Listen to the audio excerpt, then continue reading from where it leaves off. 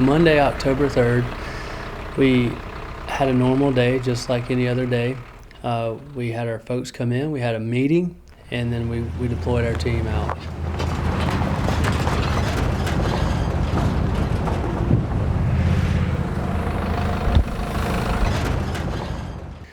About 30 minutes of investigating and putting some things together, we got a phone call from his wife to confirm that it was Adam that had been tragically hit and killed in a motorcycle accident.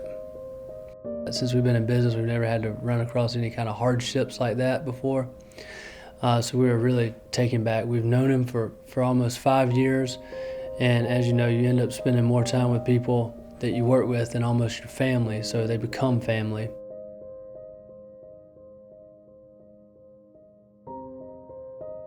When I answered the phone, he was explaining to me that one of the crew members had died in a car accident that morning on the way to work. It's just a heartbreaking and tragic thing, and that the guys in the company were taking it hard. And so my immediate thought was, can we get the company together tomorrow morning just to kind of have a time to process it together? And so the following morning, I brought a few people from our church, and we came over and met with the crew from Capstone, and they shared about the young man who had passed away. They shared some thoughts and some memories, and we had a prayer time. But then I took the opportunity just to tell them about Jesus and tell them about the love of God, and we talked about the difference between what the Bible describes as those who grieve with hope and those who grieve without hope. And I talked to him about how you can grieve with hope.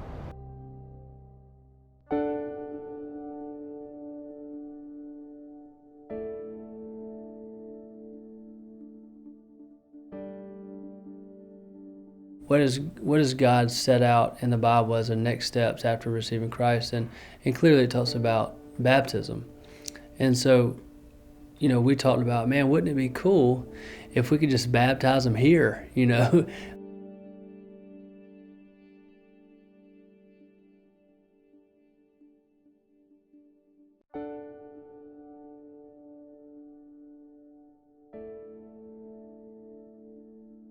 We pulled the truck around and pulled the tarp off, and they had heard me talking about baptism, and they were all shaking their head yes. But then when I said to them, you know, we've got everything that you need to take that step of baptism this morning, you know, I think they were kind of blown away by that.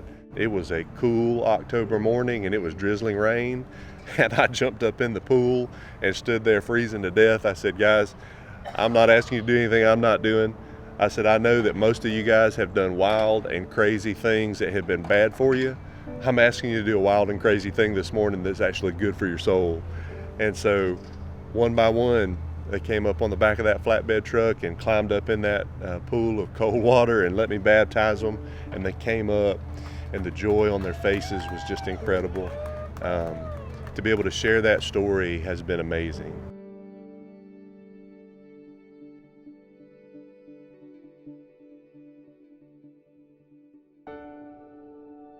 It was an incredible story to see how God took that tragic situation and really turned it to a triumphant victory for himself, and really showed how death really had no sting.